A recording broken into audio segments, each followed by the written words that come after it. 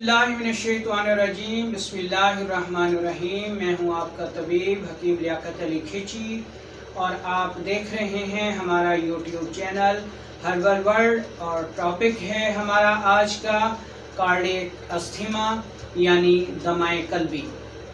दोस्तों, ये इस्तिलाह उस वक्त बोली जाती है जब किसी शख्स को दमा कल्ब की दिल की खराबियों की वजह से होता है, यानी दमे का सबब दिल का कोई मर्ज होता है। उस वक्त ये इस्तिलाह बोली जाती है। अंग्रेज़ी में इसे कार्डियक अस्थमा और उर्दू में इसके लिए जो लफ्ज़ यानी तिब में इसके लिए जो लफ्ज़ इस्तेमाल होता है दमाए कल्बी इस्तेमाल होता है।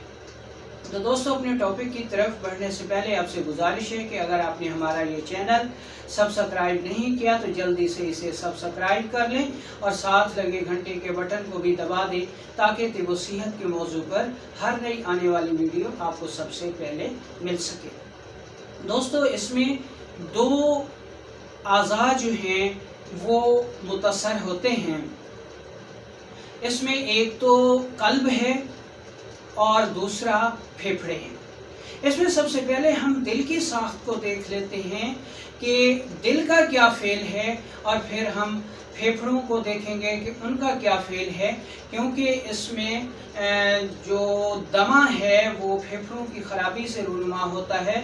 लेकिन इसमें जो इस्तिलाह इस्तेमाल हो रही है जी कि ऐसा दमा जो कल्ब की खराबियों की वजह से रूनुमा हो, कार्डियक अस्थमा या दमाए कल्बी कहलाता है।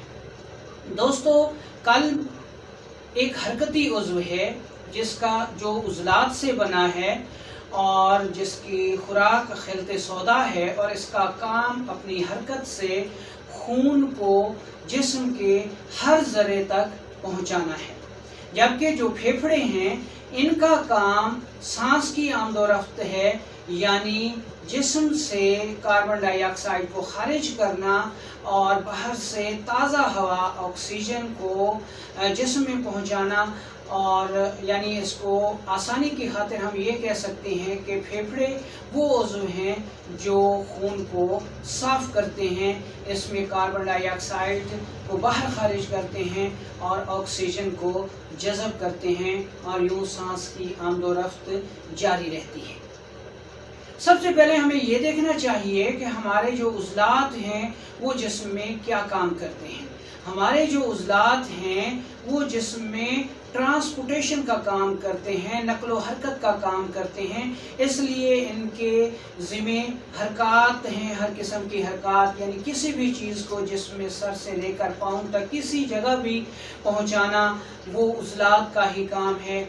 जैसा कि हम देखते हैं कि खून को पूरे जिस्म में पहुंचाना दिल की ज़िम्मेदारी है और आई हुई खुराक को पीस कर छोटे छोटे टुकड़ों में यानी कैलोस के मूस में तब्दील करना ये मैदे की ज़िम्मेदारी है। और फेफड़े अपनी हरकत की वजह से कार्बन डाइऑक्साइड को खारिज करते रहते हैं और ऑक्सीजन को जज़ब करते रहते हैं। और इन तीनों में उज़लात ही कार फरमा हैं, वो दिल हो, मैदा हो या फिर फेफड़े हों। और गोया पूरे जिस्म में ट्रांसपोर्टेशन का जो काम है वो हमारे उज़लात ही करते हैं। अब इस चीज़ में जो नज़र आती है कि ऐसा दमा जो कल्ब की खराबियों की वजह से हो, वो हमारा आज का टॉपिक है। हम देखते हैं कि ये मर्ज़ जो है वो होता क्यों है। जब हमारे जिस्म में कल्ब व उज़लात सोज़शनाक हो जाएं, हमारे जिस्म में प्रोटीन या फिर खिलते सौदा बढ़ जाए, गैर तबाही हो जाए, तो ऐसी सूरत में हमारे जिस्म में हरारत और रतूबात की कमी हो जाती है, यानी जिगर में तस्कीन और आसाब में तहलील होने लगती है। कल्ब की सोजिश या उज़लात की सोजिश से हमारे जिस्म में जितने भी मुजारी हैं यानी नालियां हैं वो तंग हो जाती हैं और इनकी तंगी की वजह से जहां कल्ब व उज़लात को खून की सप्लाई करने में मुश्किलात पेश आती हैं, वहां नालियों की तंगी की वजह से फेफड़े भी शदीद मुतासर होते हैं और उनको भी सांस की आमदोरफ्त को बहाल रखने में बहुत ज़्यादा मेहनत करना पड़ती है। اس لیے جب دل متاثر ہوتا ہے یعنی عضلاتی تحریک شدید ہو جاتی ہے تو جسم میں نالیاں تنگ ہو جاتی ہیں، جس کی وجہ سے دل کے جو مریض ہیں ان کو پھر سانس کا عارضہ بھی لاحق ہو جاتا ہے، اور ایسی صورت میں ایسے جو لوگ ہیں وہ پروٹین یا پھر سوداوی غذاؤں کو زیادہ استعمال کرتے ہیں۔ ہم جانتے ہیں کہ ہمارے جسم میں امراض 3 طرح سے پیدا ہوتے ہیں، 50% امراض مادی صورت میں، 25% کیفیات کی صورت میں اور 25% نفسیاتی طور پر پیدا ہوتے ہیں۔ تو اس صورت میں ہم دیکھتے ہیں کہ جب کوئی شخص ترش و تیزابی یا پروٹین یا سودا والی غذائیں زیادہ استعمال کرتا ہے تو اس کے جسم میں خلط سودا بڑھ جاتی ہے۔ مادی طور پر خلط سودا کے بڑھ جانے کی وجہ سے جسم میں خشکی بڑھ جاتی ہے اور رطوبت اور حرارت کم ہو جاتی ہے، اور اگر ایسے لوگ مسلسل خشکی کے ماحول میں رہیں تو بھی ان کو یہ عارضہ لاحق ہو جاتا ہے۔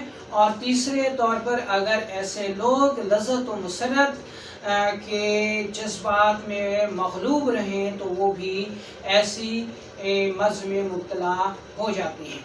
یہ مرض عورتوں کی نسبت مردوں کو زیادہ ہوتا ہے، اور مردوں میں بھی ان لوگوں کو، ان افراد کو زیادہ ہوتا ہے جو کہ شراب نوشی کرتے ہیں، زنا کرتے ہیں، یا جماع زیادہ کرتے ہیں، یا امساک کی فکر میں رہتے ہیں، امساک کے نسخے اکٹھے کرتے رہتے ہیں، اور امساک کی غذائیں یا دوائیں زیادہ سے زیادہ استعمال کرتے ہیں۔ تو ایسے مرد جو ہیں وہ اس مرض کا زیادہ شکار ہوتے ہیں۔ تو گویا اب ہمیں معلوم ہو گیا کہ عضلاتی سوزش کی وجہ سے پروٹین یا سوداوی یا ترش و تیزابی غذاؤں کے زیادہ استعمال سے، یا پھر خشکی کے ماحول میں مسلسل رہنے سے، یا پھر نفسیاتی جذبات کو دیکھیں تو لذت و مسرت میں رہنے والے افراد اس کا زیادہ شکار ہوتے ہیں۔ اس کے دوسرے اسباب میں اینٹی بایوٹک کا زیادہ استعمال، یعنی دافع درد ادویات کا مسلسل استعمال، اینٹی بایوٹک ادویات کا مسلسل استعمال بھی اس کا سبب بنتا ہے۔ ایسی خواتین جو فیملی پلاننگ کی ادویات استعمال کرتی ہیں وہ بھی اس عارضے میں مبتلا ہو سکتی ہیں۔ ٹھیک ہے، یہ تو تھے اس کے اسباب۔ اب ہم دیکھ لیتے ہیں کہ اس کی علامات کیا ہوتی ہیں۔ اس کی علامات میں دل کی خرابیاں ہوتی ہیں، دل کا درد ہوتا ہے، گیس، تیزابیت، قبض، اور اس کے السر معدہ اس کے اہم اسباب ہوتے ہیں۔ کولیسٹرول بڑھا ہوا ہوتا ہے، یورک ایسڈ بڑھا ہوا ہوتا ہے، ایسیڈیٹی بھی بعض اوقات بڑھ جاتا ہے۔ ٹھیک ہے، تو یہ وہ علامات ہیں جس میں ہمیں پتہ چل جاتا ہے کہ یہ کارڈیک استھیما ہے۔ اس کی اور علامات دیکھیں تو مریض کی رنگت جو ہے وہ سیاہی مائل ہوتی ہے، ذرا سی حرکت کرنے پر، سیڑھیاں چڑھنے پر یا جمع کرنے پر فوراً جو ہے وہ سانس چڑھ جاتا ہے، سانس پھول جاتا ہے، اور دل میں درد شروع ہو جاتا ہے، سانس تنگی کے ساتھ آتا ہے۔ ایسے لوگ بند جگہوں میں نہیں رہ سکتے، خشک جگہ پہ نہیں رہ سکتے، بند گاڑی میں سفر نہیں کر سکتے، محنت نہیں کر سکتے، ذرا سا چلنے پھرنے سے بھی ان کو یہ مرض لاحق ہو جاتا ہے۔ چلنے پھرنے سے اس لیے لاحق ہو جاتا ہے جیسا کہ ہم نے پڑھا کہ ہمارے جو عضلات ہیں، ہمارے جو مسلز ہیں، یہ حرکات کا کام کرتے ہیں۔ تو ایسے لوگ جب عضلاتی سوزش کا شکار ہو جاتے ہیں اور وہ تھوڑی سی حرکات کرتے ہیں، یعنی جیسے جماع شروع کرتے ہیں یا سیڑھیاں چڑھتے ہیں یا چلتے پھرتے ہیں، تو وہ اس مرض میں فوراً شکار ہو جاتے ہیں۔ دمے کا دورہ پڑ جاتا ہے جس کی وجہ سے دل بھی شدید متاثر ہوتا ہے اور دل میں بھی درد شروع ہو جاتا ہے۔ تو یہ تو تھی اس کی علامات، پہلے ہم نے اس کے اسباب کا جائزہ لیا۔ اچھا، اب ہم اصول علاج کی طرف بڑھنے سے پہلے ہم آپ کو بتاتے ہیں کہ سب سے پہلے اس میں آپ نے پروٹین والی غذاؤں کو بند کر دینا ہے، اور اس کی جگہ آپ نے کاربوہائیڈریٹس یا پھر فیٹس اور نمکیات والی غذائیں استعمال کرنی ہیں۔ یعنی آپ نے زیادہ فیٹس اور نمکیات والی غذائیں استعمال کرنی ہیں، اور بہت کم آپ کاربوہائیڈریٹس یا بلغمی غذائیں استعمال کر سکتے ہیں۔ पूरी ग़िज़ा का चार्ट मैंने डिस्क्रिप्शन में दे दिया है, वहाँ से आपको मिल जाएगा।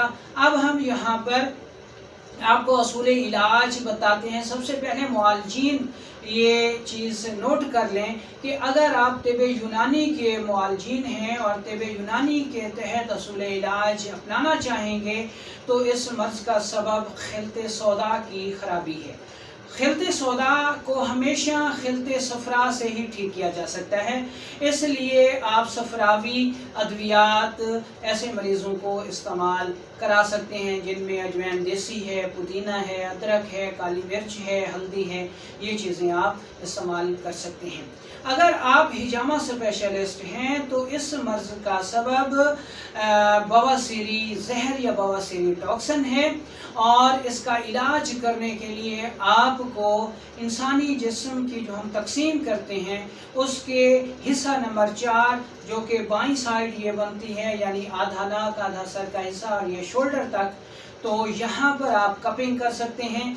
1 और 55 नंबर पर आप तर कपिंग कर सकते हैं और ऐसे मरीज़ की सौदावी ग़िज़ाएँ बंद करके उनको फैट्स यानी सफ़रावी ग़िज़ाएँ या कार्बोहाइड्रेट्स भी आप इस्तेमाल करा सकते हैं।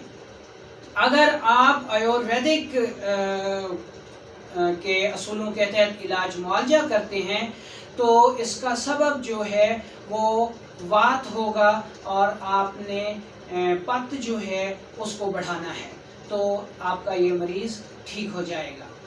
ठीक है। अगर आप होम्योपैथ हैं तो ऐसी सूरत में बवासीरी जहर जो है वो सबब मर्ज़ होगा और इलाज के तौर पर आप वो अद्वियात इस्तेमाल कर सकते हैं जो सुज़ाकी जहर पैदा करती हैं, तो आपका ये मरीज़ ठीक हो जाएगा। अगर आप कानून मुफरद अज़ा के मुआलजीन हैं तो फिर आपको 2 सूरतें इख्तियार करना पड़ेंगी।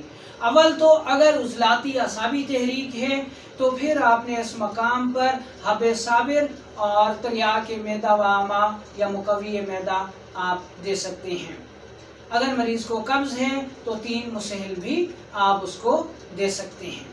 और अगर उज़लाती गुदी तहरीक है तो उज़लाती गुदी तहरीक का इलाज आपने 2 सूरतों में करना है कि अगर उज़लाती गुदी तहरीक इब्तदा पर है तो आपने उसका इलाज गुदी उज़लाती से करना है, यानी गुदी उज़लाती शदीद, गुदी उज़लाती शदीद, मुहरिक शदीद और मुलय्यन मुसल अक्सीर तरियाक जवारिश कमूनी, ये आप अपने मरीज़ को दे सकते हैं।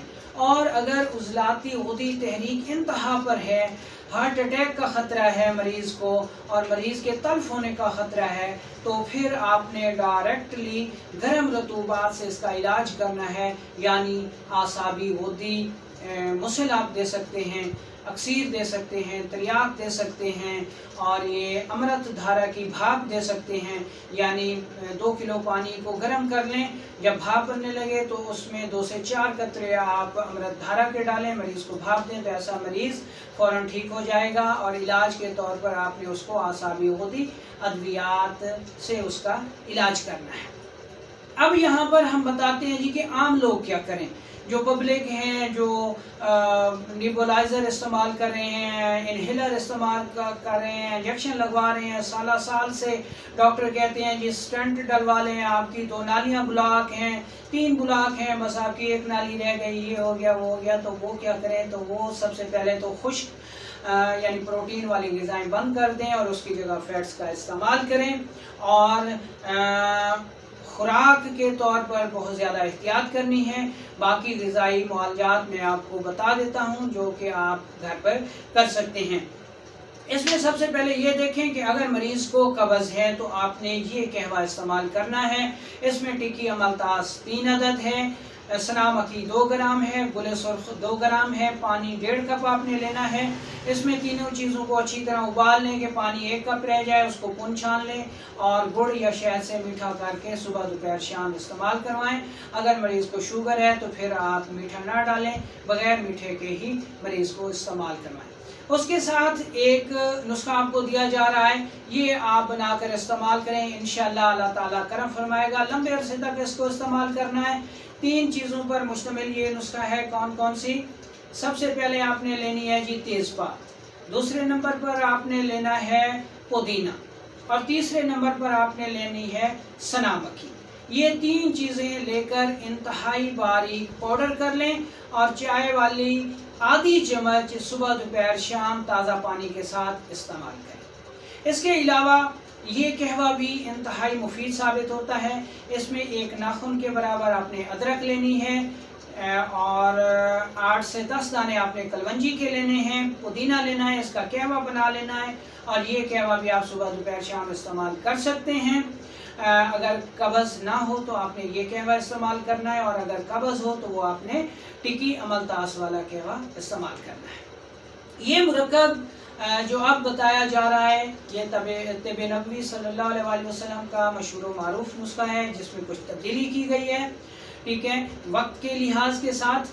तो इसमें आपने ये लेना है जी कि देसी लहसुन का पानी आपने 1 कप लेना है, अदरक का पानी 1 कप लेना है और पुदीने का पानी 1 कप लेना है। ये 3 कप हो गए और 3 कप आपने लेनी है जी छोटा शहद जो कि खालिस होना चाहिए।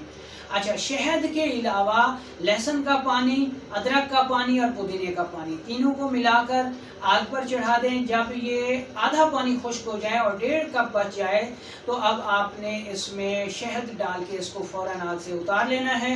ये आपका मुरक्कब तैयार हो गया। 2 चम्मच चाय वाली सुबह दोपहर शाम इस्तेमाल करनी है और अगर आप ये ख़ुद इस्तेमाल ना कर सकें, तैयार ना कर सकें तो फिर आप हमारे दवाखाने से इसको मंगवा सकते हैं। तो दोस्तों, आखिर में आपको एक और बात बता दूं कि इसमें जो भी अद्वियात बताई गई हैं वो आप ख़ुद हरगिज़ इस्तेमाल ना करें, बल्कि अपने मुआलिज के मशवरे के बाद ही इस्तेमाल करें। आप चूँकि तबीब नहीं हैं और ये मर्ज़ ख़तरनाक है, दिल का मामला है, इसलिए ख़ुद इलाजी हरगिज़ ना करें, बल्कि अपने मुआलिज के मशवरे से ही इसमें से कोई चीज़ इस्तेमाल करनी है। आपने बज़ाते ख़ुद आपने इस वीडियो में बताई गई कोई भी चीज़ बतौर इलाज ख़ुद इस्तेमाल नहीं करनी, वरना नताइज के ज़िम्मेदार